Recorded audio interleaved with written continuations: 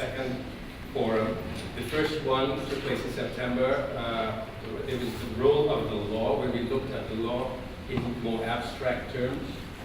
Of course, nothing is completely abstract in the law because you have to talk about enforcement as well. That's where we're shifting the focus in this, the forum on Ferguson number 2, law enforcement policies, training, and practices. And today we have 4 speakers here. And this has all been set up very professionally by our administrative staff, Gabriel, and also Jesse Hilliker, who is making sure that these work.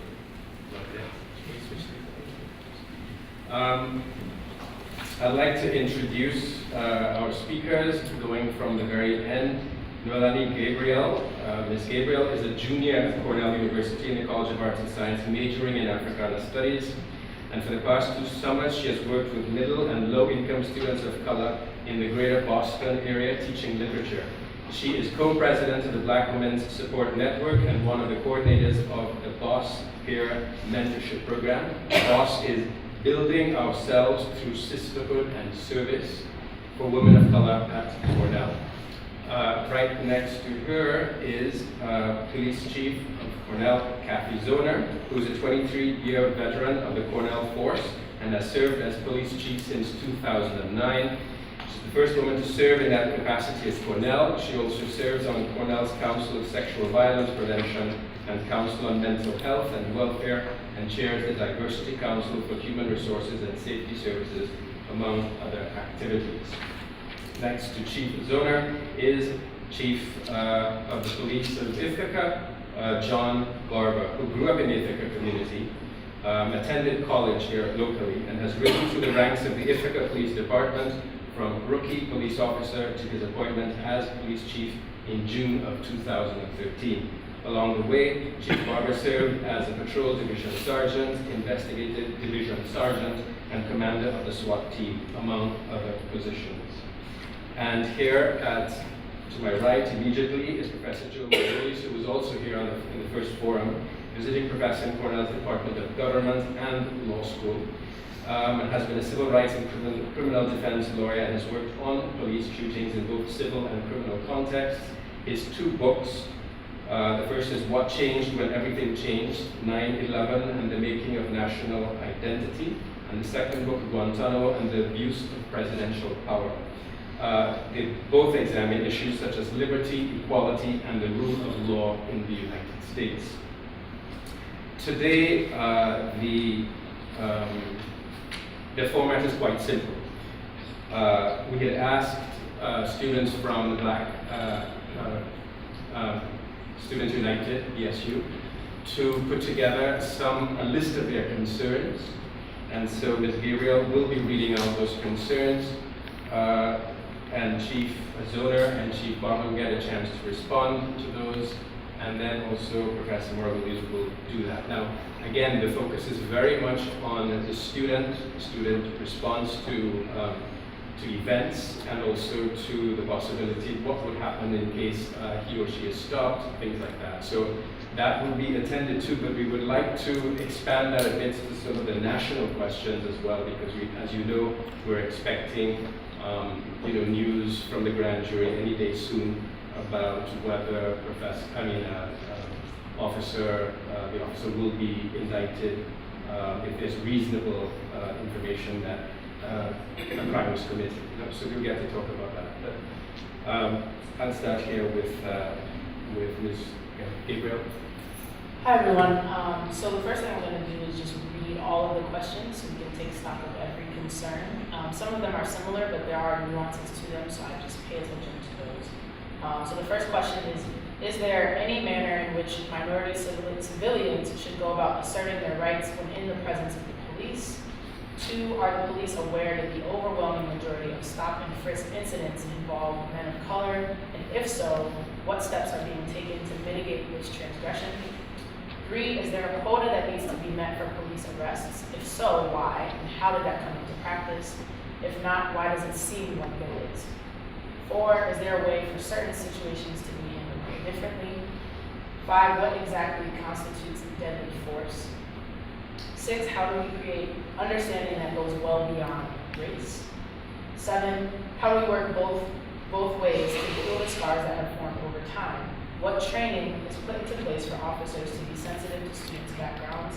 For example, a student from an urban environment may have had many negative interactions with their local police force, which may affect their ability to be positively receptive to the police. 8, what are the strategies in place to increase diversity in the police department? And what do you believe is the current reason for lack of diversity within police ranks? And lastly, what efforts from the police department are in place to train officers on cultural diversity? I don't think she's using her microphone. Microphones all, I think. Yeah, can you hear it coming from John and anywhere? I have talked before this, we had the questions before, and in regards to the first question is about, is there a manner in which the civilian can assert their rights? I guess I wanted to cross out the word minority because I don't know if they everybody heard that. has the same rights. But I think what the question was probably getting at, and you can correct me if I'm wrong, is that there appears to be a different level of ability for a person and an underrepresented minority to express themselves during an interaction with the police. So that's what I wanted to focus on, if that made sense to people. I provided a printout. You can get it right from the ACLU website to Professor Agee, and he's got it at the office. It's actually a pocket card. You can fold it right up, and on it, it has all of your rights. It also has all of your responsibilities. And I think we can't talk about what people's rights are without also talking about responsibilities. And this is really small print, so I'm going to the readers here for this. But you've heard all the rights. You've heard them on TV. The Miranda rights are essentially your rights. So it's going to sound really familiar. You have the right to remain silent. You wish to exercise that right, you should say so out loud. I'm exercising my right to remain silent. You can refuse the consent of a search of yourself, your car, or your home. If you're not under arrest, you have the right to calmly leave. You have the right to a lawyer. If you're arrested, ask for one immediately. Regardless of your immigration or citizenship status, you have constitutional rights. John knows this, I know this locally. Our officers are very much well trained in this. As far as responsibilities, stay calm and polite. Don't interfere or obstruct the police. Do not lie or give false documents. Do prepare yourself and your family in case you're arrested. Do remember the details of the encounter. And do file a written complaint or call your local ACLU if you feel your rights have been violated. And I'm going to say that we have very responsive boards and review processes for complaints that are filed. There's a whole lot of information, much more than that. Those are the very basics of it. As I said, you can print it right off the ACLU website, and these rights pertain to everyone, whether you're a minority citizen or a citizen in general. And honestly, it doesn't matter what your status is. If you're a human being in our presence, you have these rights.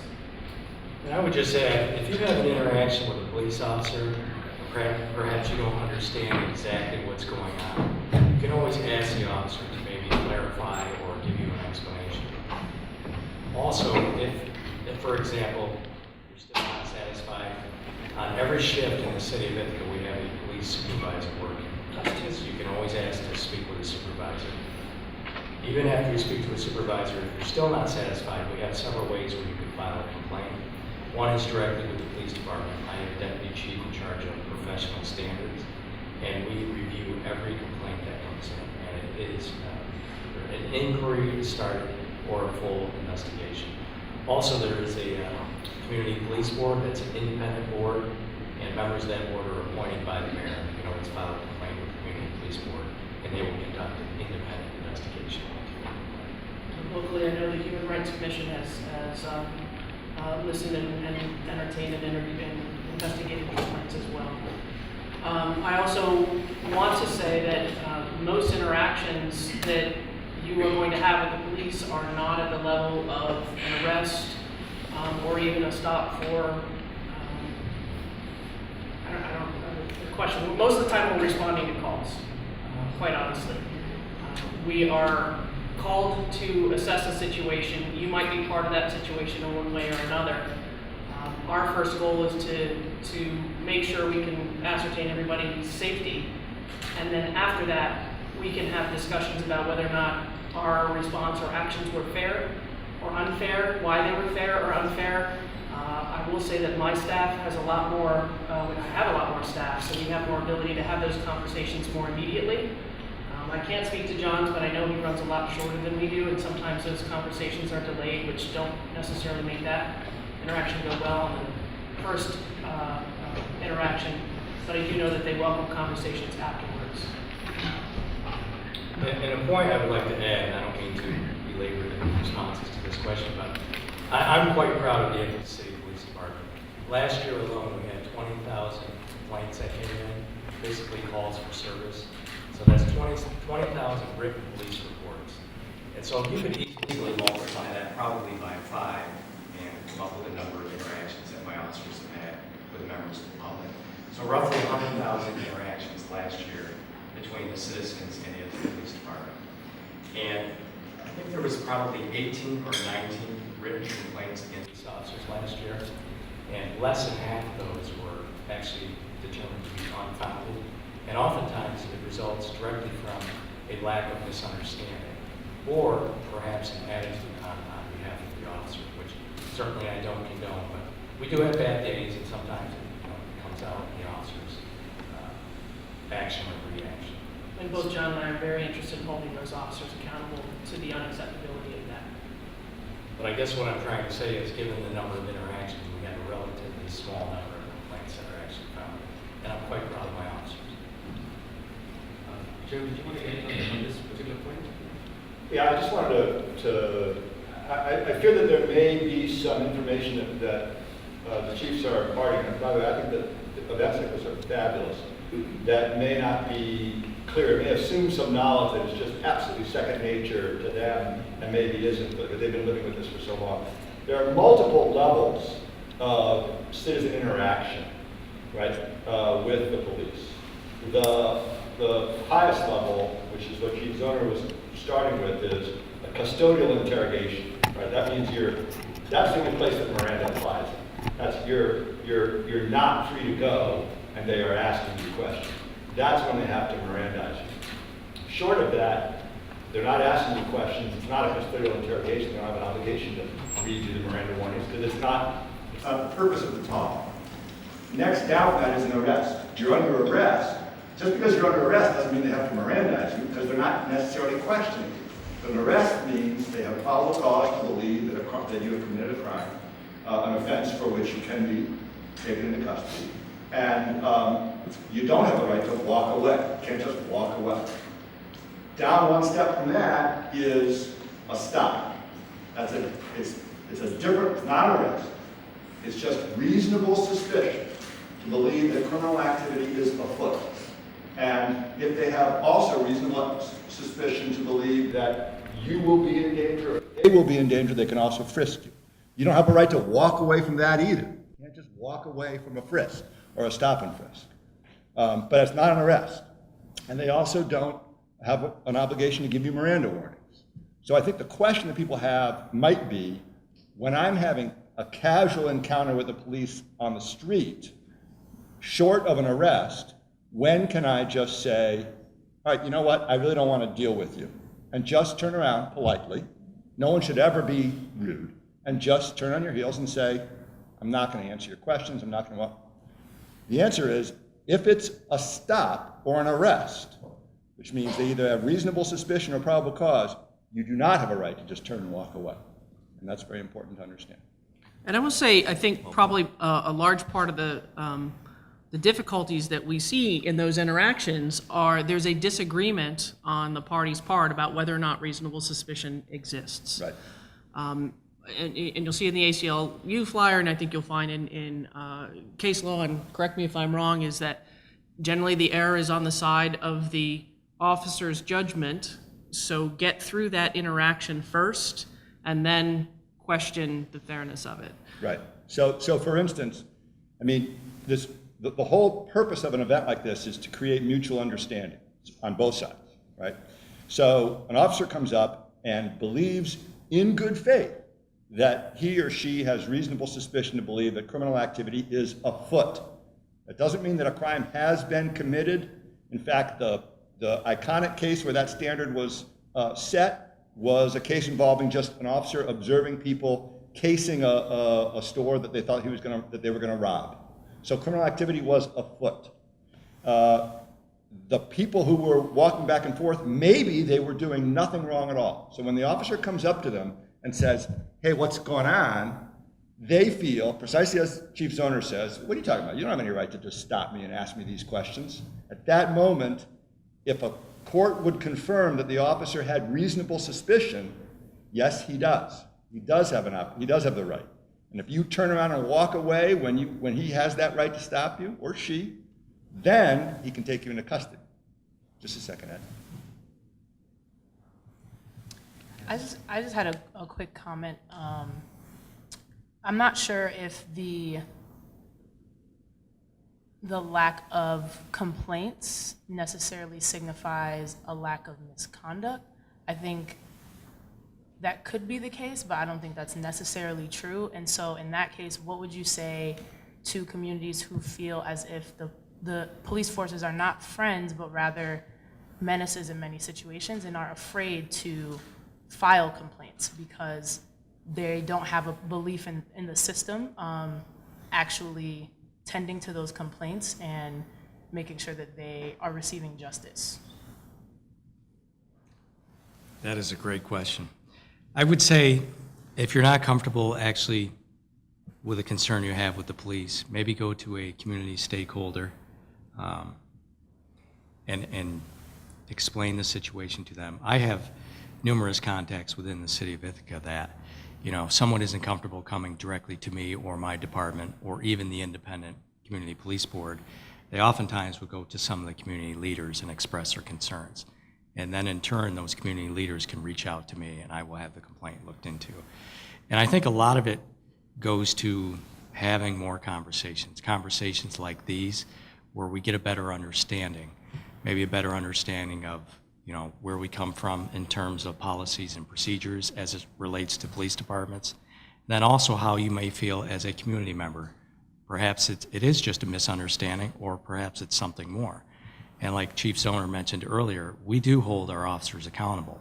And when you have an interaction with a city police officer or with a Cornell police officer, I expect that you'll get nothing but professional service.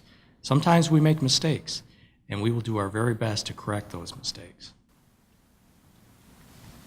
One of the questions, what is also coming out in some of the questions is, yes, we can look at the ACLU for rights and responsibilities, but nationally there is a debate going on about, a term that is badly allowed, which is racial profiling. So in that sense, what is the kind of training that your officers might have in terms of that, to avoid, yes? We have extensive training. We have it right from the start of the academy on forward.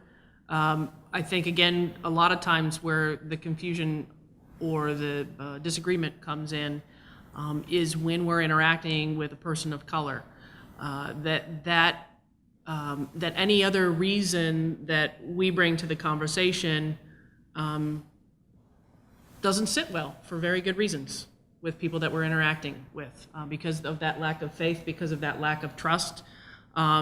It is absolutely understandable that people would believe that was the sole reason. Racial profiling is the practice of approaching someone or accusing someone solely on the basis of the race. No other factors involved.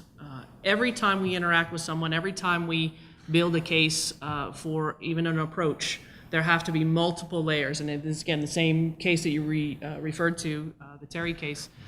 There are multiple layers that that officer had to build to say, these are the reasons why I needed to interact with those folks. These are all the reasons why. And race actually in that case wasn't even among them. It was a bunch of behaviors. So race only comes into play with our conversations if a caller calls us and says, this is what the person looks like. And that's up to the caller describing to us. So we have to deal with racism coming into us, potentially, filter that, and then deal with the behaviors. So if that's the only reason you're calling me, I'm not going anywhere, I'm not going to do anything. If there are behaviors that you're concerned about, please describe to me the behaviors, and I will determine if that is a precursor to a crime or a crime and something that my officers actually need to respond to. We build layer upon layer. There are multiple factors that we'll be looking for. And the truth of the matter is if we get a description that is so vague as to point to a large portion of our population, there's very little we can do about identifying individuals. You will not see us out there trying to identify individuals. If we go out and try to identify individuals, it's usually because we have a lot more information, and there are a number of features or activities or clothing that we're looking for. And just to speak directly to the training, last week, every sworn member of the Ithaca City Police Department went through a training put on by the U.S. Department of Justice, their Community Relations Unit. And it was a 4-hour block of training where officers and members of the community, the first half was classroom instruction. We talked about racial profiling versus criminal profiling.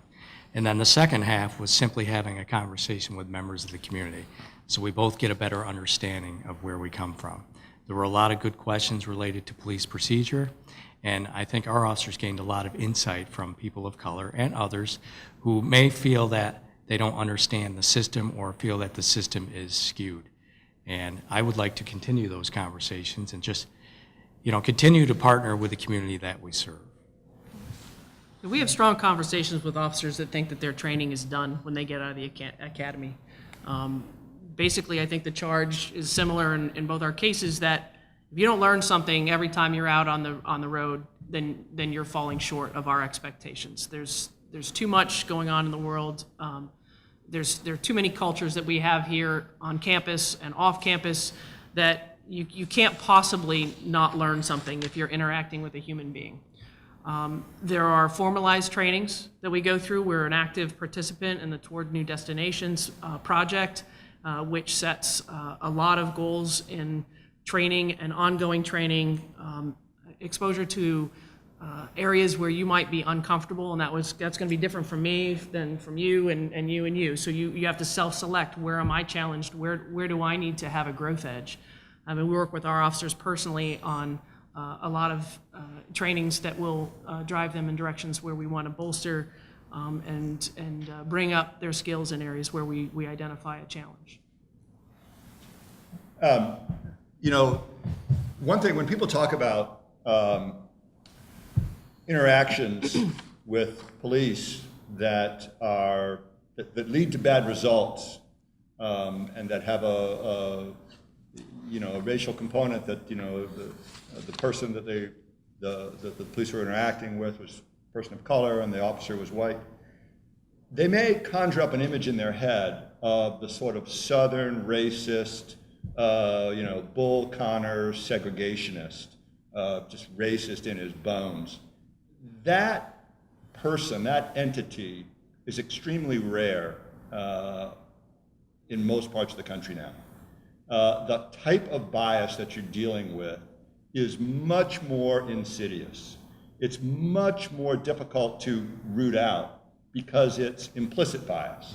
And it is an implicit, which these folks are trained in.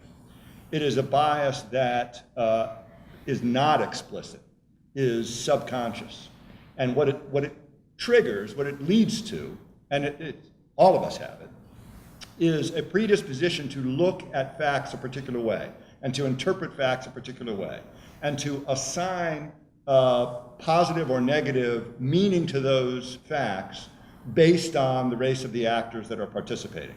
And you're not even aware that you're doing it, right? So they've done study after study after study that everyone is subjected to this, right? So they'll show people a picture of people on a bus, and one guy has a knife, and another guy's just hanging on by the strap, in the bus. And they'll say, who was it that had the knife? And the picture actually was the white guy had the knife. But when whites are later asked to say who had the knife, they'll put the knife in the hand of the black guy. They're not deliberately, consciously being racist. It's just an implicit association with events. And so the real training that must take place for everybody in society, not just police officers, is to root out this implicit bias. That's a much more difficult thing to get at, because everyone thinks they're not biased. They think that that's not what they're subject to. Oh no, that's not my problem, that's somebody else's problem. In fact, it is everyone's problem, including the police. Yeah, and we're kind of, we get it double-edged, right? So the vast majority of the time, as I said, we're responding to a request from the public, whether it's from you or anybody else. So they're giving us their information, and we have to take it at its face value. We don't get to filter through it until we get to the situation. We count on whoever we're interacting with to help us weed out what's true and what's not true. Well, we have to get to that place where people are comfortable and trust us to give the information so that we can move to the next step. And if the person who's calling is my problem person, we're the ones that are trained to say, okay, now I need to stop this interaction and go in a different direction. Because the first one to us isn't always right, and we know that. And we take that into consideration. So we start every call with a bias. We start it with, if we're given a description, we start with that bias. If we're given a type of call, we start with that bias. We get there, we count on what we observe and who we interact with to help us filter that. And if what we meet is someone who doesn't trust us or feels that they can't safely engage with us, then we have to spend a lot more time trying to untangle that, and it can get very contentious. I would just ask, and this is for both of you, to answer what is being done and I guess what's on the horizon to deal with the fact that on the opposite side, when you meet a student of color, it is likely, not always, but it's very likely that their behaviors are being perceived very differently than when you meet with a white student. Or the same can go for a male student versus a female student. And so I'm just curious what steps are being taken. If you can offer specifics, I think that would be more helpful, especially for the students in the room, in understanding what is being done to make sure that CUPD and IPD are taking into account the implicit biases that people have in our society, and how those affect our safety as students here, when a lot of times we may not necessarily be the person doing anything wrong, but it's being perceived that way. Well, okay, I get to go first.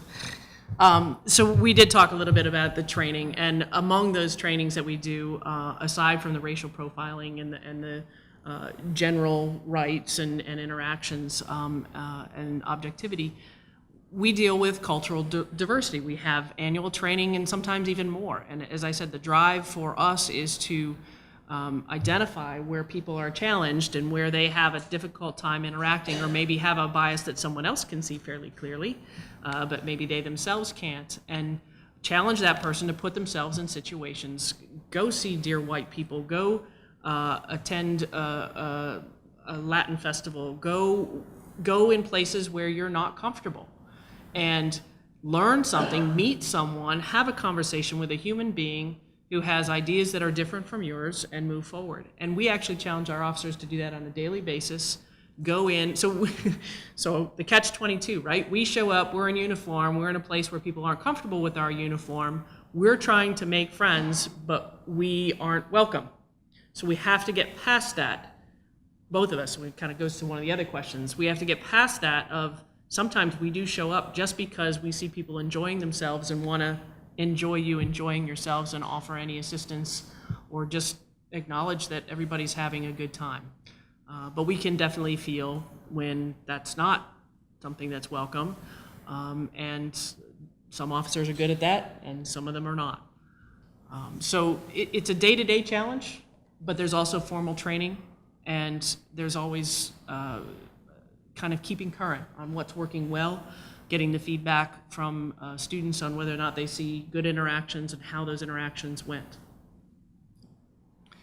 And just to add to that, we all bring a different perspective to the table. Just because I wear a uniform and just because I'm the police chief doesn't mean you know everything about me.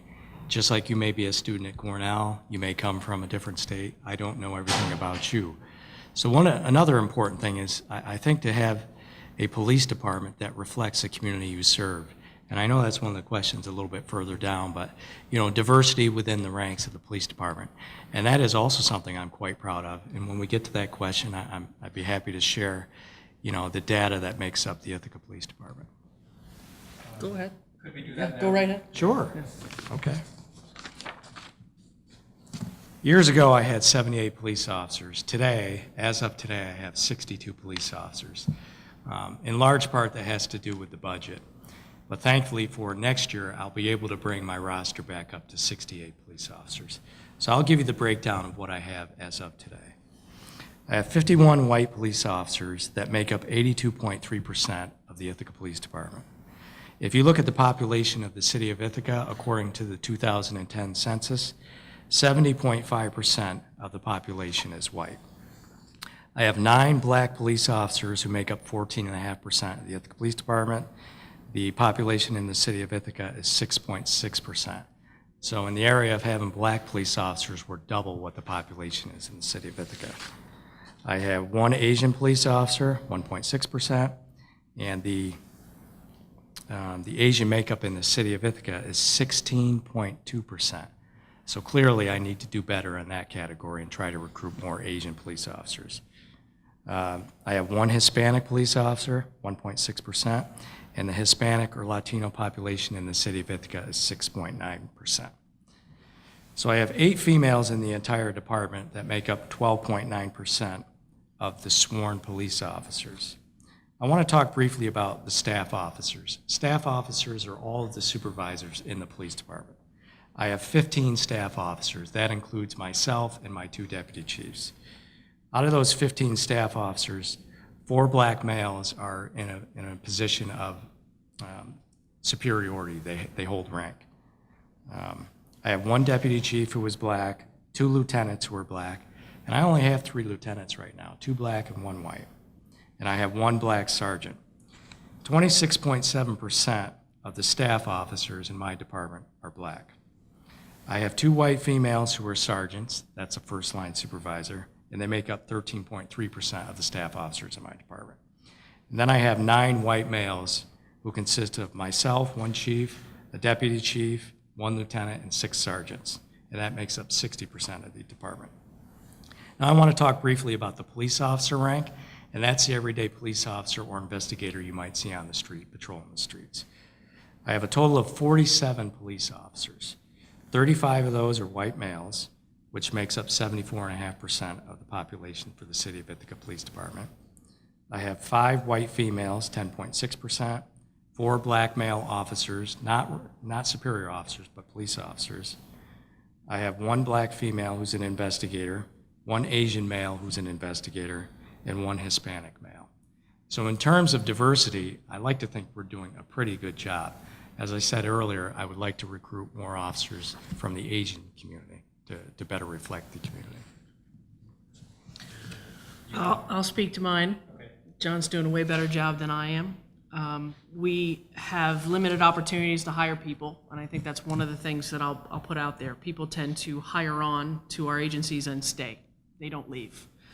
So when your budget is also being cut, and ours has not been cut nearly as badly as others, you don't have as much opportunity to replace. So it takes a while to get people moved back into attrition. That said, I still have 14% of my staff are people of color, 3 African American and 3 Hispanic. What we don't measure is the other diversity that we bring in. I have another 3 LGBT officers. If you include my 911 dispatchers, I can include 2 more LGBT.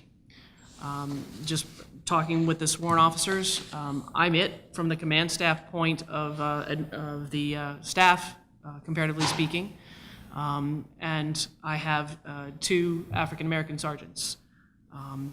So that's the numbers from the perspective of people of color and LGBT, but it is not the diversity that we bring. And if you give me a moment, I can share with you that some of the other things that we bring are some of my people are married to people of color, or they have multiracial children, or they have adoptive children, or they're divorced, or they're caregivers to children of races that are different than themselves. That's not something you get to see on the face of who these people are when you interact with them on a day-to-day basis. A full 92% of my staff all hold at least a 4-year degree, and they vary everything from sociology and nutrition, public administration, English lit, government, sociology, criminal justice, and sports medicine. I have an additional 4% of those officers are advanced degrees. They hold masters. So that means like 20% of my staff has advanced degrees. They are coaches in the community. They have outdoor activities. They're competitive athletes. I have a former assistant judicial administrator.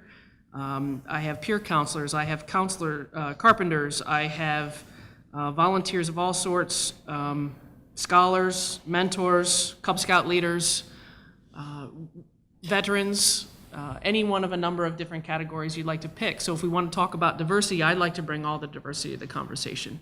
And that said, the visibility of our diversity could be greatly increased. And we have a full-time recruiting team assigned out to, when I do have vacancies, bring people in from varied backgrounds to continue that. And I have the same shortages. I have 0 Asian officers. We have a high Asian population on campus, but largely that is transient, right? They're here for degrees, sometimes for advanced degrees, they might stay a bit longer. But most of our Asian community does not tend to stay in the area. So that makes it harder to recruit. I have to convince people that Ithaca is a great place to stay and that the police force is something, I mean, show of hands, how many of you went to school to be a police officer? Almost nobody, because that's not considered an academic profession. And yet almost all of my officers have full 4 years. If I add in my 2-year degrees, then I'm up to 96% of my officers are fully degreed. So these are people that we hire for objectivity, for their ability to adjust to our campus environment. Our number one reason for separation when we initially hire someone is they don't get it. They might be able to get through the academy, they might be the best shot, they might know how to protect themselves in self-defense and employ all the arrest tactics. That might be fantastic. But if they can't interact with our community in the way that we expect them to, and they're measured on that, they have a 16-week program with a 2-week evaluation phase. They're measured on that on a daily basis by a trained field training officer. If their cultural sensitivity, if their cultural ability to interact with this community is at a place where it absolutely can't grow and it isn't acceptable, we terminate and we move on and we hire somebody else. And that doesn't matter what their background is. If they can't interact, we can't retain them.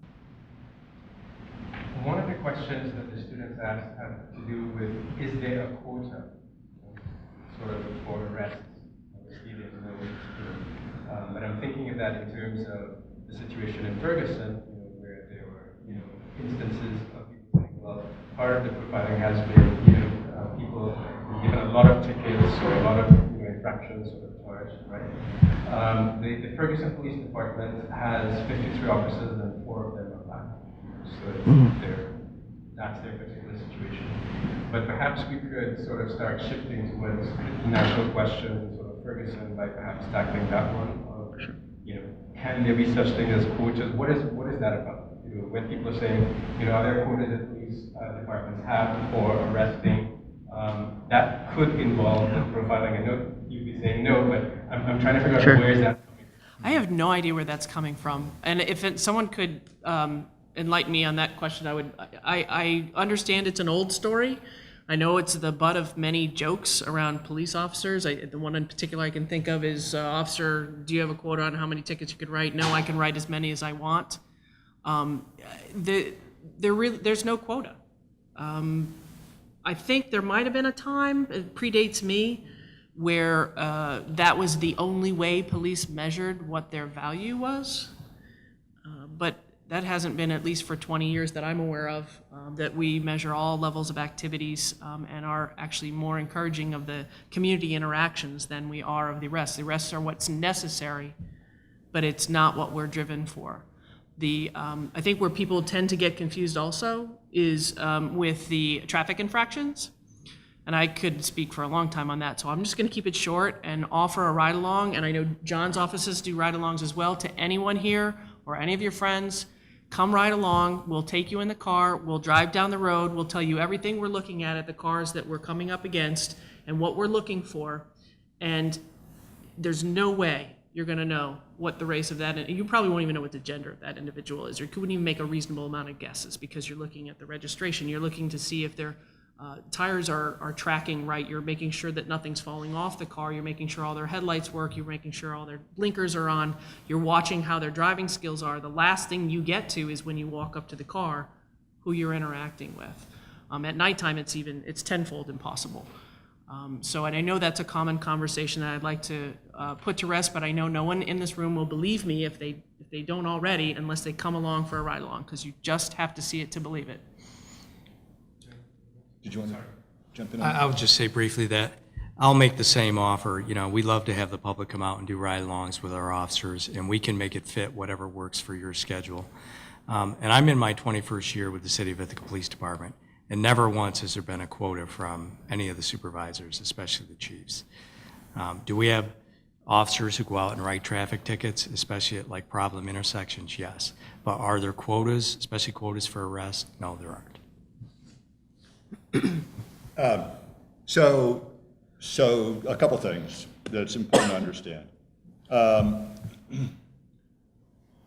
The evidence of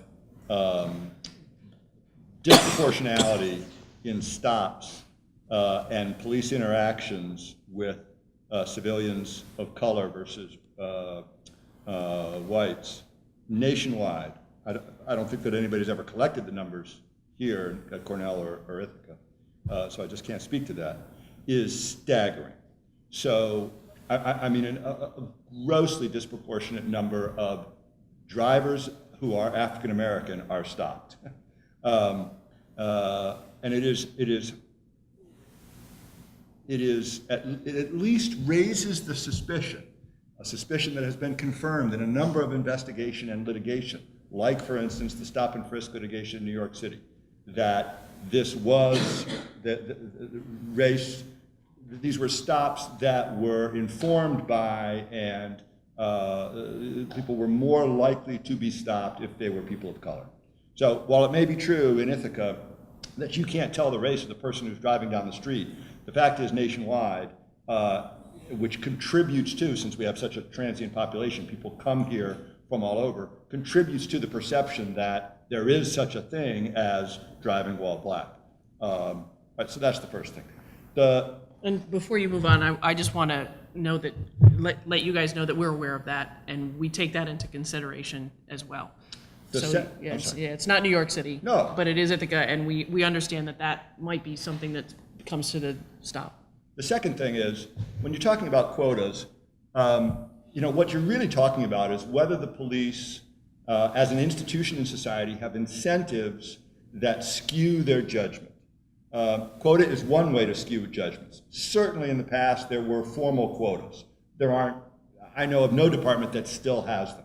But what I think the question is trying to get at is whether there are incentives that skew judgments in favor of a particular kind of activity that may have a racially disproportionate impact. And that, we know, has been the case. So, for instance, the war on drugs, it has long been the case that local municipalities, state and towns and at the local level, got money from the federal government based on the stops that they made. It's also the case that the police departments have been able to increase tight budgets by forfeitures that they collect. And so that creates incentives that skew their judgment. Now, it's important to understand that it doesn't necessarily make them racist, but it inclines them because there's an economic incentive or there's a material incentive. That is, they are apt to get things from the Justice Department or from the federal government in exchange for conducting their affairs in a particular way. That's going to lead them, it incentivizes them to conduct their affairs in a particular way. That's much more pernicious than a quota, right? And so you conduct stops where you're going to be able to forfeit the car because you get the benefit of the car, you get the value of that, and it pads your budget. And that's a perfectly legitimate way to think unless it has this racially disproportionate impact. So quotas on a formal way, no. But this skewed financial incentives, they're very, very serious nationwide. And there's talk now about reforming them, but we've got a long way to go to reform. Another question you'd like to bring up about, you said you still want to look at if it relates to Ferguson, that would be good. It is, yeah. You've seen the poster. You've seen the questions also that have come up as well about the militarization of police forces. We would like to have some insight on that as well. That is to say, we were speaking about specific stop and search, individual sort of, encounters, but now when you have situations in which, for example, I know right now that, the National Guard is prepared, for whatever happened in Ferguson, whatever we'll see, but they're already sort of waiting to see and prepared to win. So, there comes that question of, there is, yes, the decision to protect the rest of society, especially when it comes to destruction of property and so on, but then sometimes you have that gray area of people's, the expression of their rights, their freedom to express, to protest what's going on. So I know it's a gray area, but we would like to enlighten a little bit about the training for that as well. When you have a situation like that, it would be good to know, from your perspective, because we've seen it in the press, what's happened in Ferguson, so we'd like to know a little bit more about that. And you could venture saying, like, you think they got it wrong down there, or we that this, that would be good. I'd like to talk for a moment about local. 18 years ago today, almost to the minute, it was right around 5:30 p.m., Ithaca police investigator Michael Padula was killed in the line of duty. If you've been here any length of time, you know that happened. I went to a memorial service today at the cemetery for him. It's almost exactly 18 years ago today. 2 years after that incident, we began a tactical team at the Ithaca Police Department. A tactical team which also has a critical incident negotiations component to it. That team has been in existence for 16 years.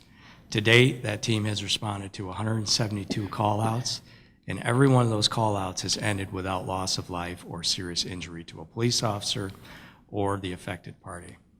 The reason I bring this up is we've had several situations very similar to the one where Investigator Padula was killed that we were able to successfully resolve with these two teams.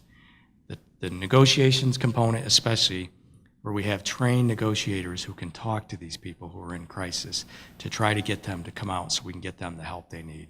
The tactical team, because sometimes you just have people who, for whatever reason, they're not going to come out. So you have to go in and you have to take custody of them for their own good and to protect, either the police officer or the public. So I'm quite proud of what that team has accomplished over the years.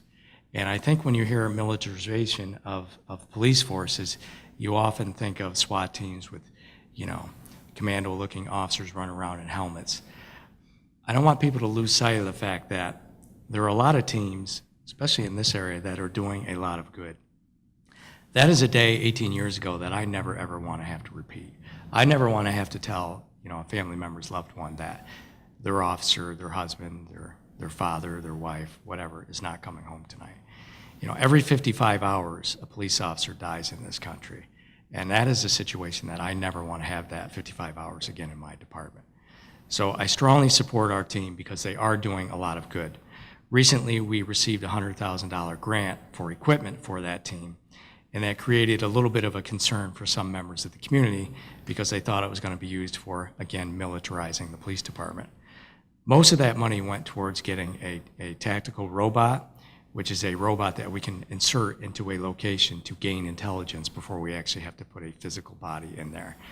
The rest of it went for night vision equipment if we have to do a search for either a missing person or a suspect who might be secreted somewhere, perhaps in the woods.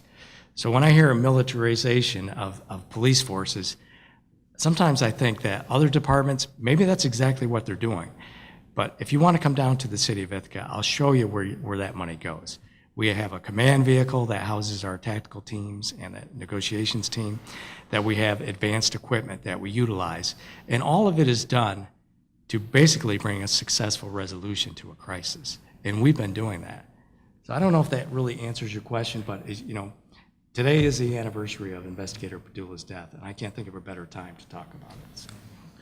And I think I can speak to, so when you're talking about freedom of speech issues and large crowd gatherings and assembly, and then the perception of what the police officers look like when they may or may not respond to those interactions. I'm not going to speak to Ferguson because I was not there. I am not happy with what went on down there for many, many, many reasons. And I think the truth is going to be very, very hard to sort out no matter what the decision is that's handed out. And I think that a lot of what we're talking about here today went into creating that situation. And there are a lot of conversations that continue to need to happen around that type of situation. As far as the reaction afterwards, same thing. There are things that you will see in other areas, mostly larger urban areas, that you're not going to see here until unless there's an escalation of violence that requires officers to don protective gear in such a way so that they can actually go in and handle a situation. What I saw in Ferguson was more preparatory to maybe this is going to happen, as opposed to this is happening and now we need to. So everybody knows you need to try to keep your level of escalation as low as possible. We know it, we're trained for it, that's what we try to do. Doesn't mean we shouldn't have the gear to go in if there are bigger things happening. Last time we had our riot gear out, I think, was the Dragon Day Parade in about 1996. People were throwing frozen oranges. One of my officers got knocked out with a frozen orange. We had to fly him out. They were trying to destroy the dragon, all in good fun. No, it wasn't a freedom of speech issue, but that's the last time our riot gear was out.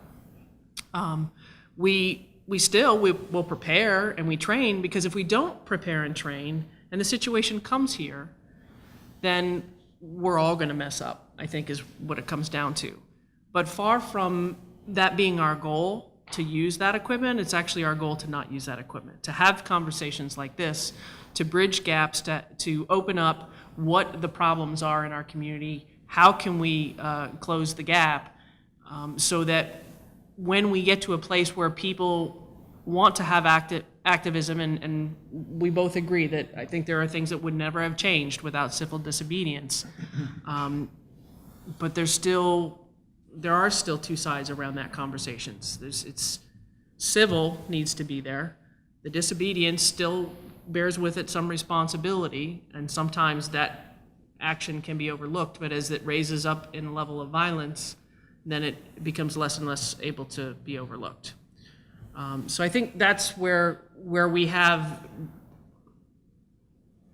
as conversations get more and more agitated, the people that are going to be called to respond to that are often best your community members, your community police, because we know you, we know people, we know we made connections, and we have a better opportunity to have the conversation that de-escalates things. But quite honestly, we're pretty scared too. So we want to go home after our shifts to our families. Okay. So after my remarks, we'll open it up? Then I want to keep my remarks brief because it's more important to hear what you say. This too is a product of a very specific history. As a result of the war on drugs, where federal money poured into state law enforcement, or law enforcement at the local level, that included a dramatic increase in the firepower and sophistication and weaponry that was made available to local police departments. But it also changed police practices. It is, however it may be used here, which I just don't know the data the evidence of its escalating use, and when I say it, what I mean is the weaponry that far outstrips the circumstances that they're presented with, right? It's the problem with the chief's observation is that if the analysis you undertake is, there is some risk that a very bad thing will happen, I will take whatever precautions are necessary to ensure that that risk never happens, so that the event that took place 18 years ago today is never repeated. You will always justify the incremental, particularly if it is given to you by the federal government, the incremental force, the incremental weaponry, the incremental protective gear. You will always use that because there's never a circumstance in which you would say, well, I would like to assume slightly more risk. If that's your metric, you will always assume less risk, right? So that you never have to have that unpleasant is the wrong word. You never have to have that awful conversation, right? If that's the analysis, then every time you serve a warrant, you will serve it with a SWAT team. You will first have a flash bomb that disables everybody inside. Then you will break down the door with a battering ram. You will go in with full gear. And this is what takes place in a number of jurisdictions. They now, routine warrants are now served as though they were breaking down the door of a major drug dealer in the middle of the night. Why? Because incrementally, you can always say, well, you never know whether that one warrant, that guy might be dangerous, or there might be somebody there who's dangerous. You'd never, if that is your analysis, you will always undertake the maximal amount of force to ensure that no ill befalls one of the officers who comes in. Well, that's what leads to the militarization that we now endure, which is staggering, and almost all of it given to the local municipalities by the federal government. High-powered rifles, planes in the sky, helicopters in the sky, tanks. Tanks, what are you talking about? And this is at a time when crime rates have been declining substantially. They are a fraction of what they were when both these chiefs started. Look, you can always say, yeah, but what if? If that's your metric, you will never turn down the extra weaponry. Just to be clear, that's not how we operate here. Yeah, if I could, I would like to just respectfully disagree with part of that. Flash bomb is not a device that is used by police departments. It's a noise flash diversionary device. It's basically makes a loud noise and a flash of light. We use a matrix in the city of Ithaca. We don't just simply, every time we serve a warrant, use the tactical team. That's not the case in the city of Ithaca. We have a risk matrix that we complete before the team is ever deployed for a pre-planned mission.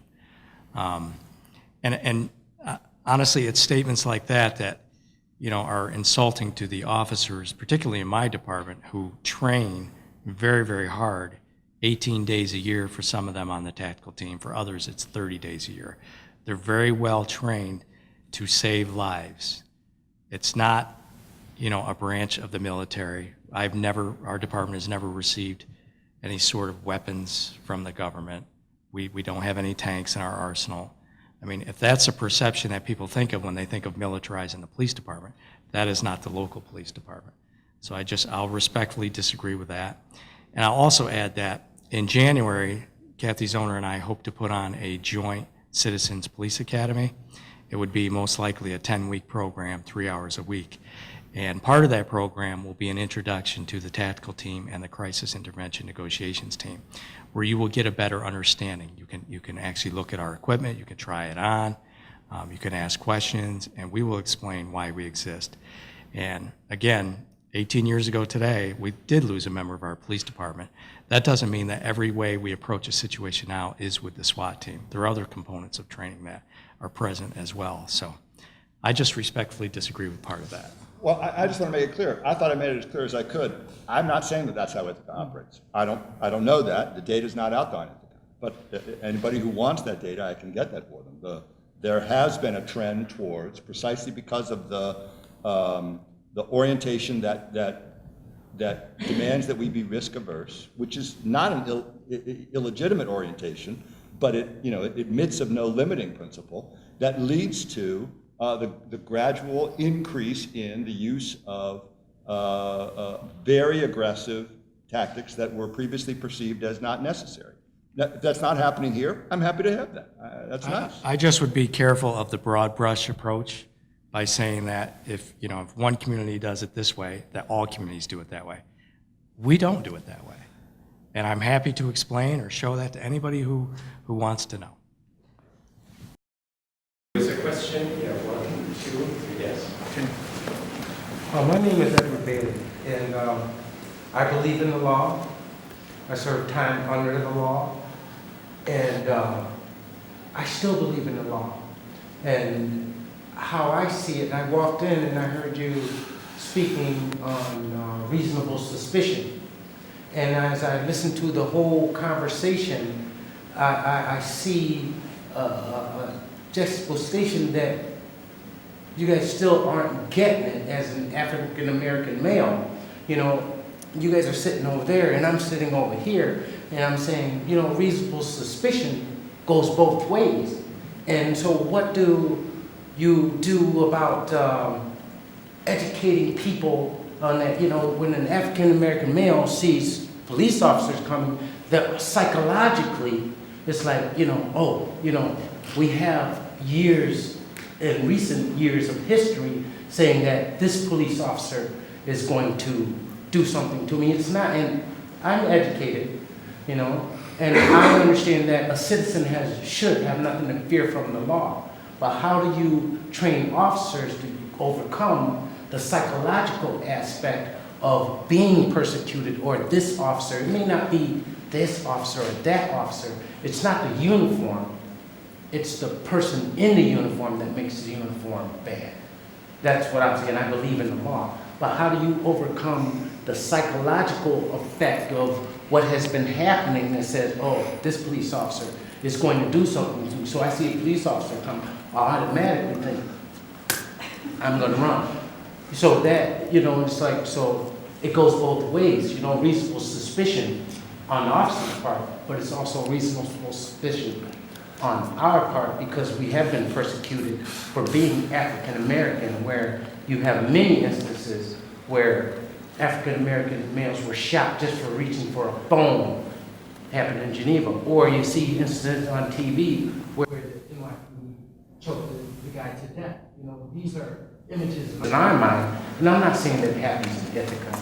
Or they did have an incident a while ago where an African American male was shot. But how do you overcome training on reasonable suspicion on an African American male's part? That was an excellent, well-articulated question. Absolutely. And a lot of it has to do with there is a history in this country. There certainly is. And, I'm a big believer in community policing. Could we do a better job if I had a larger department? Absolutely. Right now with my staffing, I'm more of a reactive department as opposed to a proactive department. My numbers are finally going to start increasing next year. I'm going to have what we call a community action team, which is a team of 2 officers. It's basically an enhanced community policing team. I think to drill directly down to your point, we have to get to know each other. You're a community member, I'm a community member. I've seen you before. Do I know you by name? No. Perhaps it's time to have a conversation so you get to know a little bit about me and I get to know a little bit about you. There's no reason we can't do that. I will take whatever time it takes to get to know the people that I serve. I will. And if you want to give me your contact information after this forum, we'll sit down and have a conversation. And I'd love to hear your perspective, more of your perspective, so I can impart that onto my troops so that we can serve our community in a better way. Thank you. I don't believe in just looking at the problem. I look at solutions. Absolutely. And so the solution, that they have limited budget on both halves, but volunteerism is good too. And if you have volunteers, African American males, who are willing to volunteer, as she said, we go out in the community and they see these uniforms and you're just interacting and they're automatically suspicious they're here to watch us. But if you have volunteers who is working with the police force African American males, people of color, Asians, you know, that way you can say, okay, we have this volunteer group who is going out in the community. You say that the police aren't out there to get us, because the law just lays there until someone breaks it. It's just the law. I'd like You to know, know what you think. and so I think that And I as a think that's what solution, the Citizens Police Academy will do, is bring in a lot of people who maybe wouldn't have approached us in another way, and learn, not only just to learn about us, but so we can learn about you, and have a face that we can put a name to and interact with. I think that I can speak for John too on this, is we're very much aware of that psychological effect, and the majority of my officers understand that, and when they don't, we deal with it, that when that first interaction goes badly, the person runs off and has to be chased down and taken into hand. It still might not be the quote bad guy. It may just be that psychological reaction that has caused that person to go through. And they know that and they understand that, but we still have to get that information. We still have to close that conversation. I don't want any more for you to look at me in a uniform and attach everything that everybody who wears a uniform has done in the media. I want you to see the person as much as you want me to see the person. And I think that's really what we have to work towards. We all have concerns for our safety.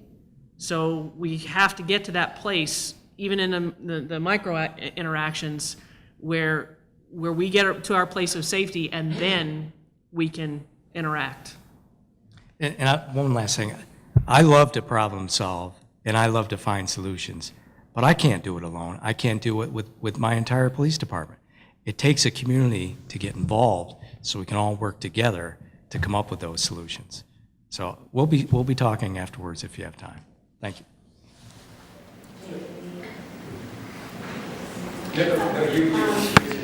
So when you said that you have never used pyrotechnics or any type of that training, did I understand you correctly? No, I said it's not a flash bomb. It's a noise flash device. It basically, it's a loud boom, and it emits a little bit of smoke and a white flash like a light.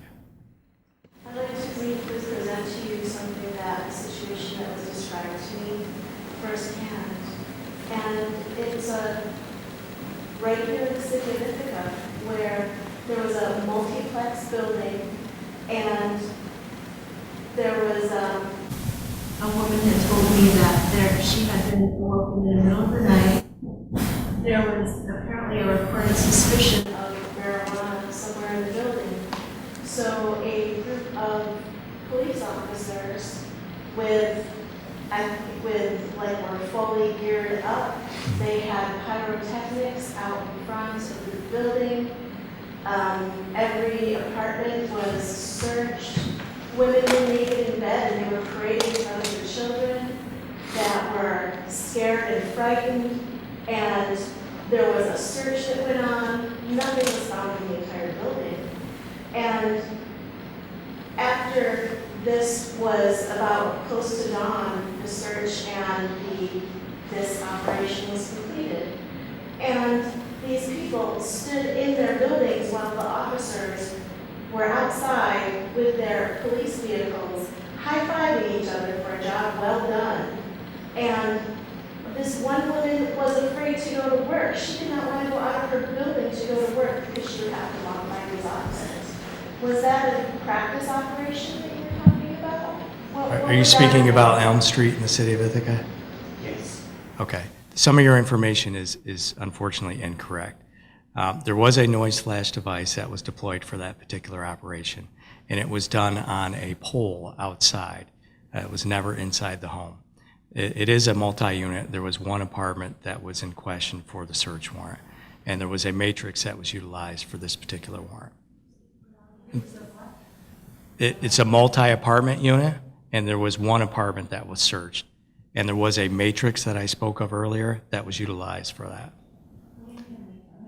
It's basically a risk matrix that determines whether or not it's a knock on the door and serve the search warrant, or whether or not a tactical team is involved in serving the search warrant. And everything in between. How that plays out in a pragmatic approach? Like, what is that like? They go knock on door to door?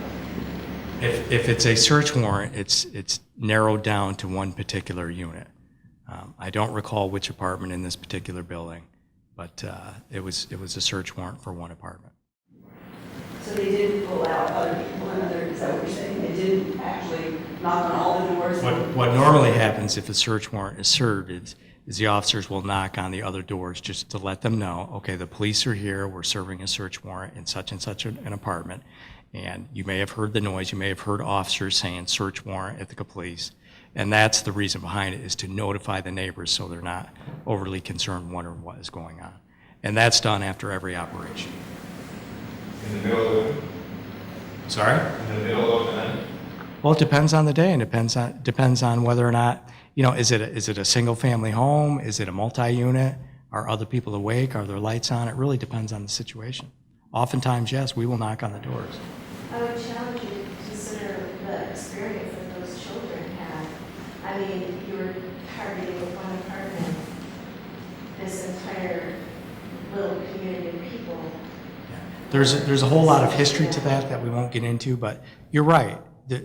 By and large, there is an effect on children with the behavior that occurs in the home, and oftentimes the police do have to go to a home, and we try to work with the children. We try to explain that the police aren't the bad guys.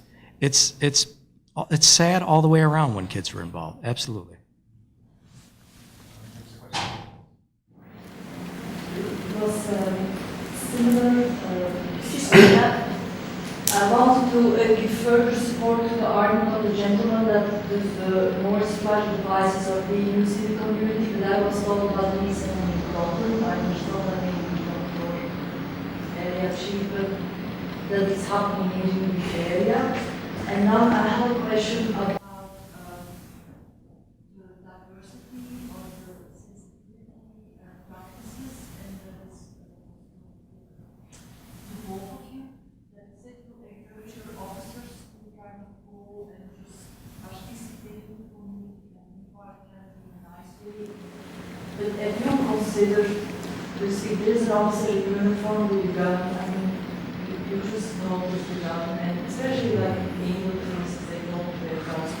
But to have as a practice to ask your officers to spend like 2 hours a week or something out of uniform to like be part of cultural events, just for the purpose of familiarizing themselves with the communities, but without the uniform, and now for instance to go back and share about that experience, but just put an emphasis on it should be out of uniform and it should be just like come to the community and show, look, we are part of you and we are doing this. I have two questions back for you. One is that, and perhaps it's not really a question, it's a clarification. With the charge from the Towards New Destinations, some of the trainings that the officers go to, they do participate out of uniform. Not all, but some. The events I was referring to were scheduled events that are on campus, registered events sometimes they hire our services because they have to because of whatever the event is, but sometimes they don't, and yet there's still an opportunity to expose yourself to other things. I would like to challenge your assertion that putting officers, so here's our dilemma, right? You take the officer out of the uniform, you don't deal with the problem. The problem is people see the uniform, they don't trust the uniform. So you take the officer out of the uniform, they're still going to be wearing a gun and badge if they're on duty because that's their charge. They can't not unless they're authorized to do something else. If they are not wearing a gun and a badge, then they're not actually representing the police. And yet, if something happens that we have to respond to, they're not in uniform, then it gets brought back that they're not identifiable as a police officer.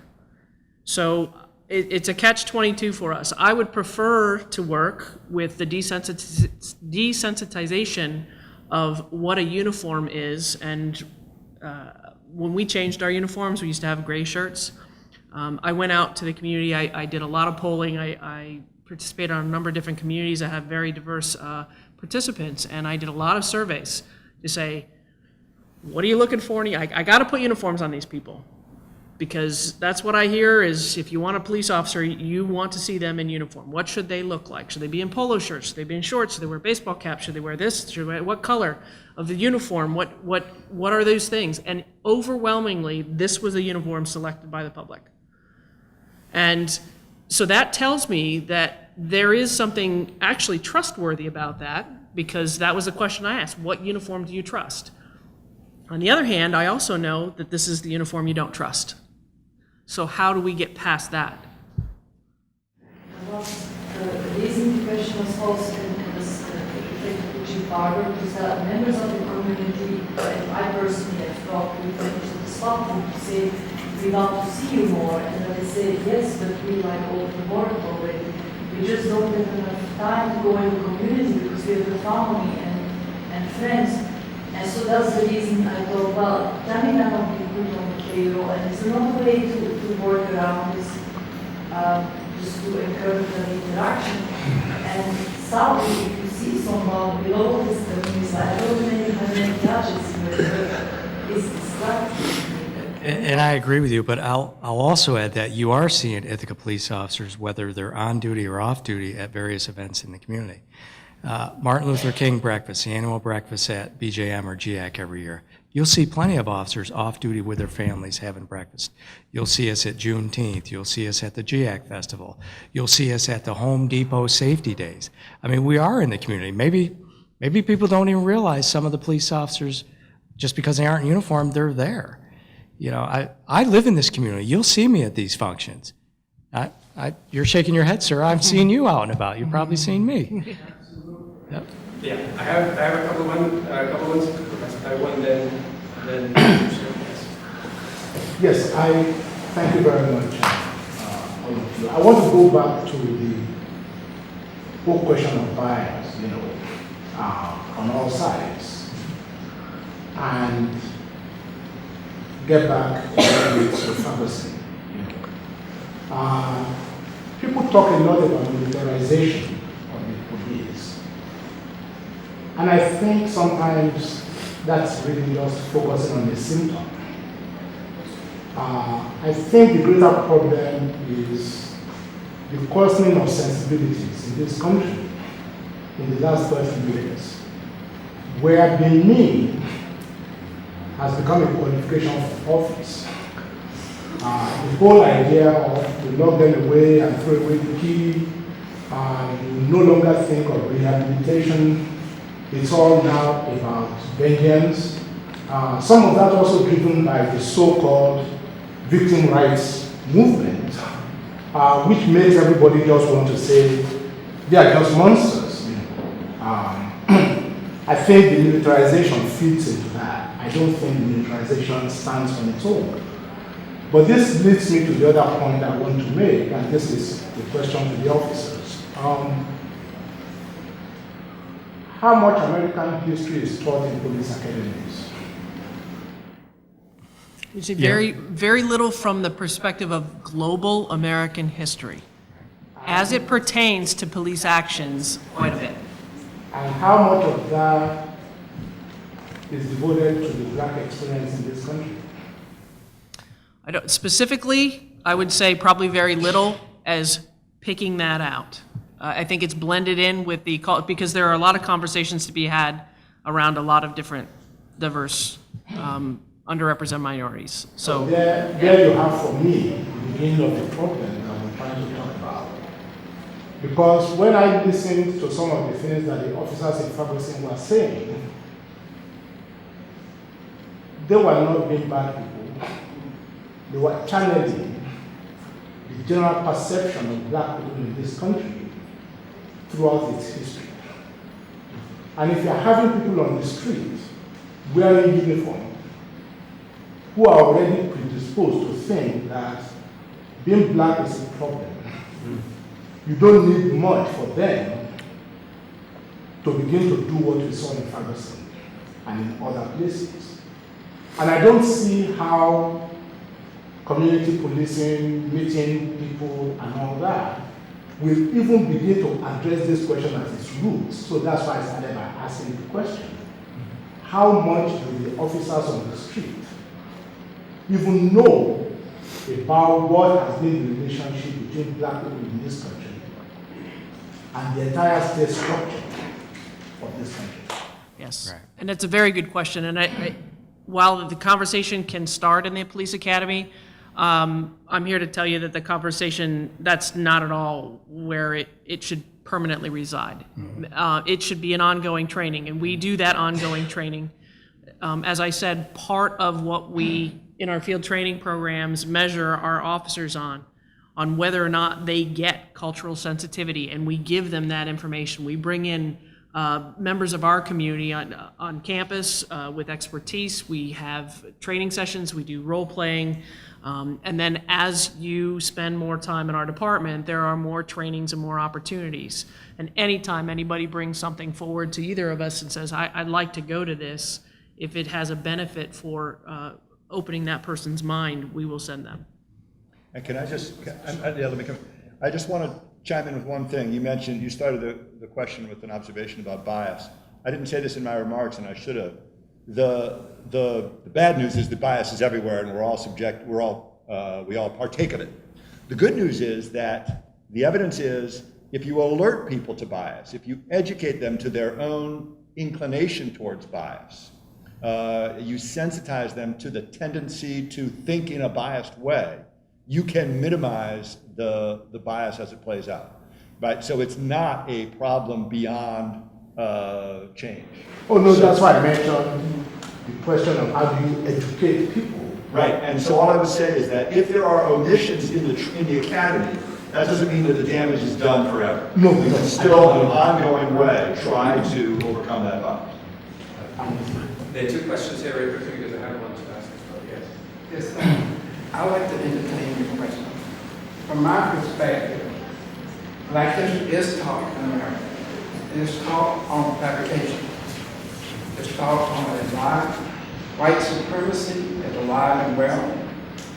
I want to respond to you said I would body language shake my head. All due respect, Chief, I've seen you an officer throughout the community at large. Whether you're in a uniform or not, to me it speaks to the dignity of the human spirit. Systemic racism is taught. You mentioned about fear. We're problematic for me. I'm sorry, I didn't hear that. What's problematic to me is that when you experience fear, you have a gun. You have an authorization to shoot. When I'm afraid of you, I don't have that. And you mentioned, and by the way, I'm glad that eventually we're having what I frame as a courageous conversation. And all due respect, I felt like we're talking to us, at us, rather than engage in a mutual respectful dialogue with the police academy. I can go there. I can ride with you. That's not going to change my heart. And I want to quickly speak expeditiously to something you said about, and Shelley mentioned, the traumatization of the children. I think it's got to stop with our aid. I have police officers in my family, but overall, and I am a quote-unquote professional in the community, we collectively in the community college don't trust you, and you don't trust us. And to me, cultural sensitivity is a beautiful language. It feels good, okay? And also gives us the credential to feel that we're culturally competent, but it doesn't really change anything. In America, let's face it, folks, let's be transparent. We're taught to be afraid of you, young brother, because of the pigmentation of your skin. That's the reality. You can check the data. I think we're going to have to change our heart and be transparent and take some ownership that we have a black law in America. It's called slavery. It's called white supremacy. It's called superiority. It's called white privilege. It's called all of this stuff. So rhetoric is good, but when do I change my heart and you change your heart? Thank you so much. I don't think that there's any surprise when we talk about it, that there are fundamental differences in how many African Americans and white Americans view racism in few instances that take place. through a racial lens. Like it's just, there's volumes of information. It's just a difference in perspective. But one of the things we've been subjected to in the past year or so is, given YouTube and given the way the media works, is just the plethora of unarmed Black people being shown to be shot, killed, attacked, and it's images circulating, right? So unarmed Black people, very often we find out, oh, it's a mistake, they went to the wrong house. Clearly not any of them. But what I would just like to give you is some insight, so that's why I'm bringing it up. Clearly, I'm speaking to anything, but you know, I was in a class and we just said, so how many Black people, Black people can we come up with in 10 minutes who have been killed, or we've seen, who we know, or, you know, killed or shot or beaten, punched in the face. We just a woman a couple days ago, a pregnant woman who was thrown to the ground and killed by police. It was a mistake. So what I'm wondering is some perspective on how, given these very different ways that communities tend to start to process this, I think that some process these as individual one-off incidents that have their whole own backstory that are in no way related to each other, that we need to wait for the full story before we can actually figure out what we figure out. And then others say, well, why is it that the pattern is very consistently unarmed Black people far too frequently who are found to actually not be charged with anything, or be guilty of anything, or in hindsight, you know, people will say, well, it was an overreaction or a riot on the part of the police, but we're not going to do anything. What can happen maybe at a federal level, since we're seeing this happening all over nationally, that will get the attention of police departments? And maybe, it doesn't seem to me that there are very many consequences for this. And given the differences in perceptions, we don't even have similar narratives. And yet we have these dead and named Black people. So, from your perspective, what could potentially happen at the federal level that could start to address or redress? That's a big question. That's a very broad question. We could probably have a 2-hour conversation on this. You're right. Social media has its advantages and it also has its disadvantages. There are 900,000 police officers in this country, 900,000. And 99% of those 900,000 are doing the job honorably and doing it right. The problem is when you have a few officers who do something that isn't right, and on the surface, it doesn't appear that there's any possibility it could ever be right, but we don't always often have all the information or the full details. It's a black eye for this profession. I think there's a couple ways that we could tackle it. One is certainly training. I mean, this gentleman talked about, you know, the training in the police academy and what do we do that goes beyond the police academy. We can always do better. We can always do more to engage with our community, whether it be civically or just simply by conversations.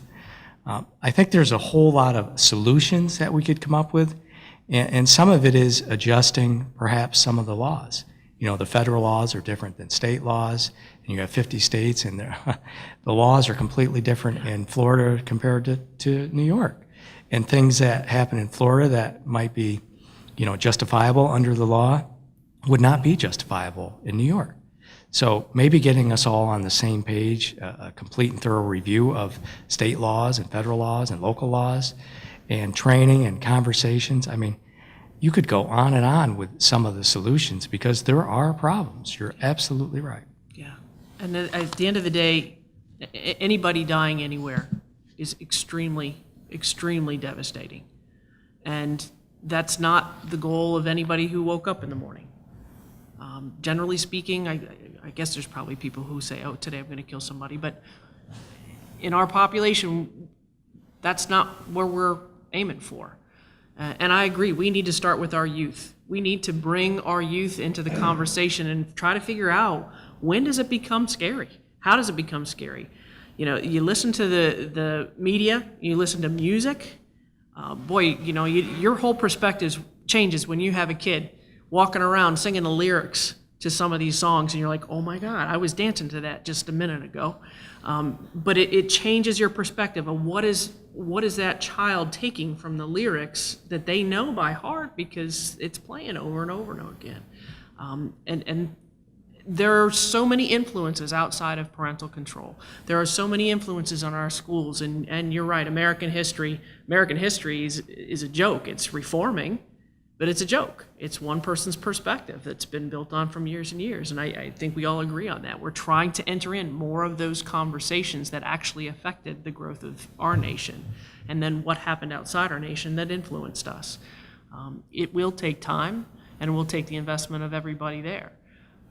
We do need to, I'm not, can't believe I'm saying this out loud, I'm not sure that regulation is the actual answer here, because I think a lot of times people make well-meaning regulation that ends up backfiring. Like Joe says, now we're in this conversation that we started, we thought it was going to be a good thing, and now it's actually impacting things negatively. We don't know how to pull the plug. We don't know how to stop it. Not we personally, but the government.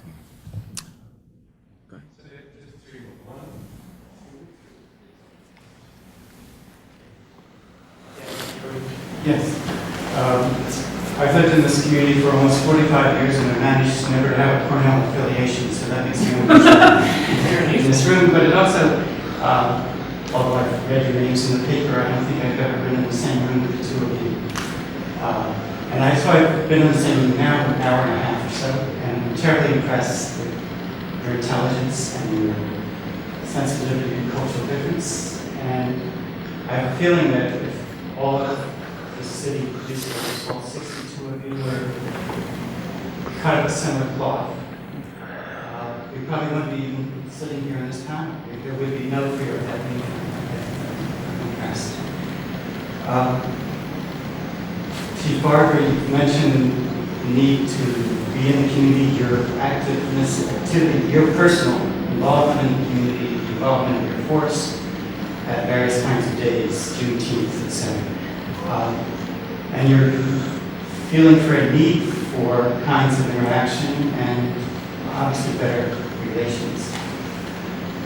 And yet at the same time, there's this tremendous resistance that you've articulated for your police, on behalf of your police force, to one of the points in the mayor's 9-point reforms to the police department. You know the title of this proposal better than I do, but I believe the 9th one, the one that we talk about most, is not cameras or whatever. It's residency requirement. And it seems to me that unfortunately the mayor has prematurely backed off from his position that an officer should be living in the city, a new hire in the city for 5 years. To say, well, maybe that counts. And to me, that's a terrible compromise. And I wish you hadn't come up with this or seen this time on, but if you don't mind my naming names, I think Groton in the county is a lot different than the city of Ithaca, which is in the county. And so I'm looking at the cultural divide, I think, the culture of the police department, and maybe now's a good time for you to articulate to us your understanding of where this resistance comes to living in your officers, not just your new hires, but your officers living in the city of Ithaca. The city of Ithaca has a great reputation. It's on lots of top 10 lists. It's the most enlightened, it's the best college town, it's the smartest, the most gay-friendly. I mean, all these lists that it's on, and yet your officers don't want to live here, don't want to live with us. So what? Can you explain that? Sure. There are a number of reasons, and it's not that I don't like to hear that your officers don't want to live with us, because Many do. well, there are 5 that I know of who live in this city. I'm one of them. There's a number of different reasons. Some may be that perhaps, the officer's married and the family wants to live out in the country where they have more land. Maybe their kids attend a different school district. It's expensive in the city. To purchase a home in the city is very, very expensive. I could tell you a personal story. Well, with working a ton of overtime, some officers do have that ability, right? That's time away, they earn that too. There are a number of reasons, and when this proposal, when I first had this discussion with the mayor, we talked about it, and I said, this is going to be tough to sell, this residency proposal. I'm in agreement with just about everything else that we came up with, in particular body cameras. But to boil it down, it has to do with personal preference. Some people, they work in the city, they don't necessarily want to live in the city. And we don't require other departments like, the fire department, Department of Public Works, they're not required to live in the city. And when you're off duty, you should be able to, be off duty. But I recognize that everyone may know that you're a police officer, and if you're downtown off duty, something happens, you may have to respond or act. And this is another conversation that I could talk about for a full hour because I've had numerous conversations with my officers. One officer in particular spoke of experiences when he did live in the city under the residency requirement, and it made his, fiance at the time, now his wife, very uncomfortable because she was, she had a few things said to her regarding her husband. So if it was just the police officer alone, they signed up for the job, they have to deal with it, but oftentimes they have families too. And the family should play a role in where the officer lives as well. And sometimes it's all about the family. And I think that I don't want to have anybody leave here thinking that investment in the community is not first and foremost on their minds. I mean, what they've signed up to do is spend a minimum of 8 hours, 5 days a week, and most of your officers are probably spending closer to 12 to 16 on a very regular basis. And I would challenge all of you to think of it from the perspective of the job that you hold. Would you put a cot in your office? And then when you're done working, would you turn the light off and go to sleep there? And would you invite your family? Now, space being a whole aside. But there are a number of reasons why you would want some respite from a very, very tough job. It's very hard. I have officers who are very invested in the Cornell community, but won't join the gym here because they could be showering next to the person that they arrested the night before. And it's an uncomfortable position to be in, right? So there are opportunities that exist outside of the confines of the city limits. But I think the real question, what we're looking for is a connection to the community in a very broad sense, and some understanding that is actually what they're doing or should be doing when they're out there patrolling. And that's our expectation. Thank you for your insights and perspectives. This has been a very revealing session. Couple points. This probably isn't the best example, but I think about a department as controversial, for instance, that LAPD has been in some instances. And what I mean by it's not a good example necessarily, but I think it was kind of got home the point in certain ways. When Michael Jackson passed on in 2009 and the LAPD subsequently conducted a very thoroughgoing and exhaustive investigation and revealed that his death was most likely the result of a homicide. There wasn't really any measurable pushback from any minority communities about the conclusion that they drew. In certain ways, I think that response had to do with the immigrant status of Dr. Conrad Murray, which is another reason that this is a good example, because I think the situation should have probably been more nuanced than it was. But it provides an illustration, I think, of what typically happens when there is a kind of public perception that procedures have been followed and that that investigations have been relatively transparent. And so even in a controversial case like theirs, we didn't really get any kind of public outcry. I just wanted to put that there.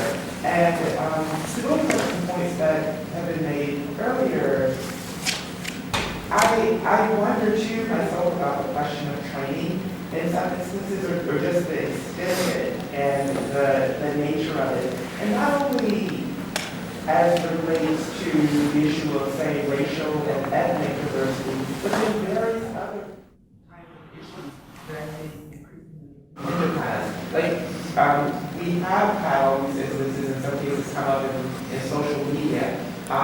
There have been maybe 2 or 3 at least that I've seen over time, say, documenting senior African American men who had medical alerts and authorities came to their homes, but instead of they're being transported to the hospital or the specific medical issue being addressed, end up, losing their lives. Or there have been instances in which people have had, or teens or, youth have had mental illnesses, and their parents have called officers to the home because the youth haven't taken their medications, and then, the situations have ended up, turning out tragic. And I wonder about the level of literacy that not only exists in departments, but increasingly perhaps that must be promoted in communities about what the parameters are, because it just seems that in some cases people don't understand, or there's a misconnection of some kind that seems to be happening. The other thing is that I read responses in one instance that was circulating about Eric Garner, and to have him described by some officers even as a person whose body size or just demeanor and a range of other features shaped the situation, and the language that was used was kind of sharp. And so, again, I think it goes back to my colleague's point about the necessity of education. But I guess what I'm thinking is that how do we also increasingly address these issues with people with mental illnesses, people with disabilities, and is there any kind of concrete training that actually happens for those kinds of issues as well? Yes, and I think this is a place where both of us are particularly proud. I think we have an excellent track record of not only responding to crisis calls of people with mental health, but also developing systems that hopefully prevent people from getting into crisis to the best of our ability. I mean, people are adults, they can take their medication or they cannot take their medication until they're court ordered to do so, and even then that's difficult. Ultimately, we end up having to respond to behaviors that are existing, and if they escalate to a certain point, they can end tragically. We've been very lucky, and I will continue to knock on wood, that the loss of life since Abdullah's death has been minimal. I don't know if there's been one other situation that I can think of. It's difficult. I think that is the foremost training that is happening now in police agencies around response to mental illness, and what tools are appropriate and what tools are not appropriate, and when you're called to act, and do you have to act immediately, or can you wait till the situation de-escalates? Can you not wait? Sometimes you can't wait. Sometimes someone else is in harm's way and you're going to have to act. That goes to the tool belt that everybody says, oh, you've got so much stuff there. And quite honestly, some days it feels like you don't have enough stuff. You just don't ever have enough and the right stuff. And then not everything works the way you expect it to do. And people say, why didn't you just use this tool? I read that this tool works this way. Well, sometimes that tool works that way and sometimes it doesn't. Why didn't you use this? When sometimes you've used all those tools, but it goes to that transparency thing you're talking about.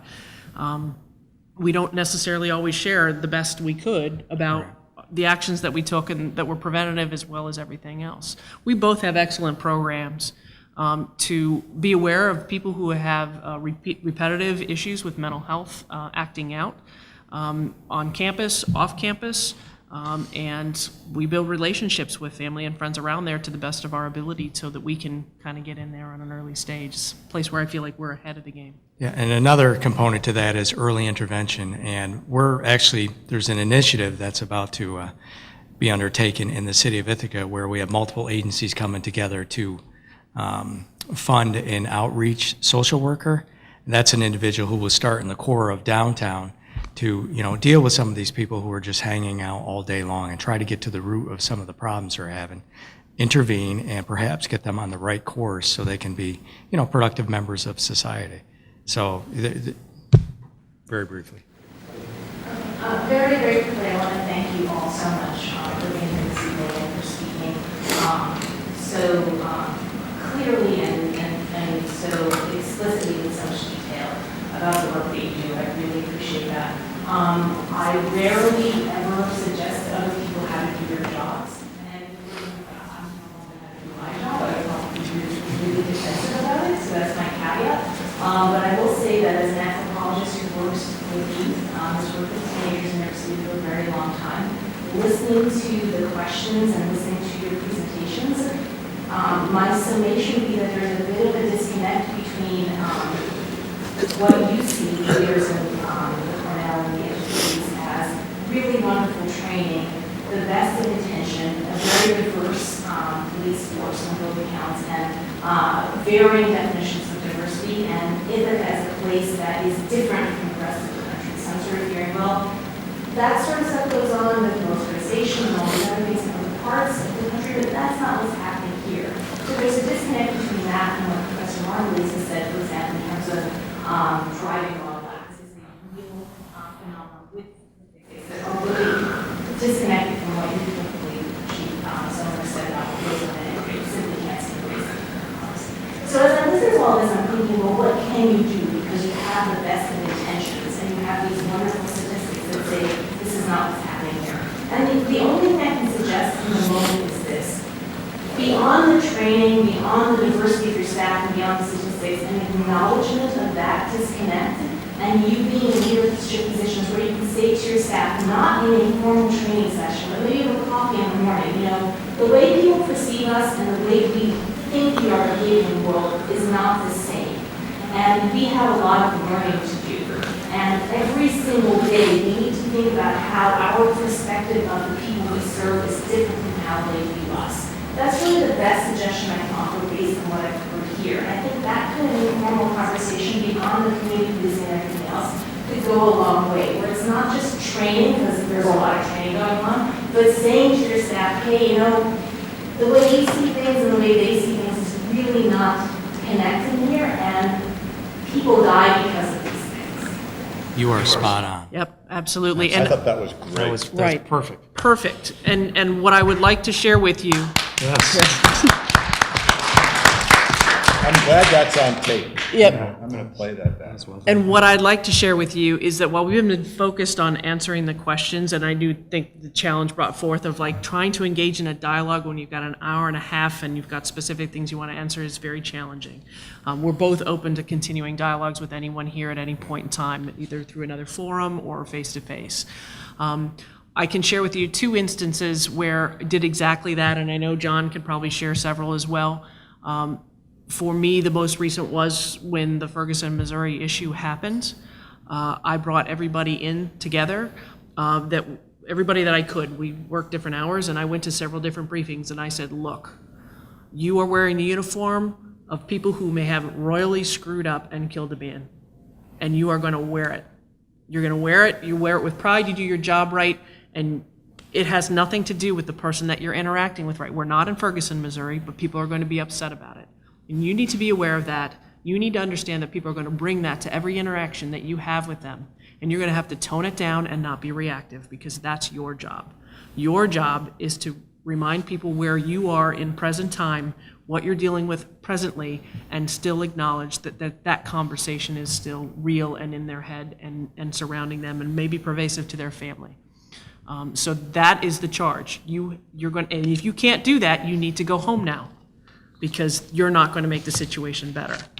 And again, we call attention to our biases. Our biases, our knee-jerk is going to be defend the police, and we've got to be aware of that and move forward and say, well, sometimes the police need more than something else. The other place was even something even lower level.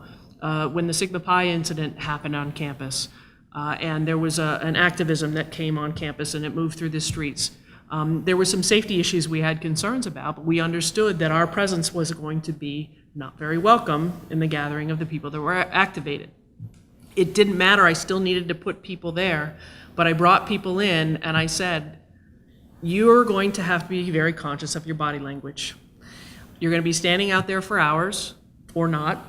We don't know how long it's going to be. You're going to need to put not a smirk, but at least a little bit of a smile on your face so that you don't look intimidating. If you have sunglasses and you need them because you need to protect your eyes, great. If you don't need them, put them away. People need to see your eyes. When you rest your arms, I know you don't mean anything when you cross your arms, but it means something to other people. Find somewhere to put your hands that is non-threatening, this is the gear's 25 pounds. It weighs on you after 8 hours, much less 12. When you're standing there and you're watching things, you tend to hook your hands around your gear and your belt. And we're very aware of that perception, what it can. So it's 45 minutes to a couple hours. Do your best, and if I see you doing it, I'm gonna direct you to undo it, because that's not the presence we need to have here. So we do have those conversations. We're not perfect. There's always room for lots more. But I think when those situations come to our attention, we do bring them forward in that particular case, and we can always have more. Now, I hate to just ask for a snippet into the future a bit, and I think I'm asking Joe this question. We'll have another forum in the spring as well, but we don't know what kind of training Darren will see us. And so right now, the St. Louis County Grand Jury is going to look at his actions to see if the crime was committed. At the same time, the FBI has done the civil rights inquiry focusing on his actions as well. And then there's also the Justice Department looking at the whole police department. The decision that's going to come out of the grand jury now, what does it mean in the scale of all of this sort of, everyone pouring in and looking at jurisdictions here? Right. So could you just, I know it's unfair in the end, but just give us some enlightenment there. Enlightenment, I don't know. So my personal view is, I think, perhaps an unpopular one. I think that the circumstances in Ferguson have become so politicized, and the truth will be so difficult to ascertain, that it is wrong to believe that an indictment will represent any sort of solution. I don't know whether the officer should be indicted. I don't know enough facts. But you can play out the scenario. If he is, it will be perceived as a political indictment.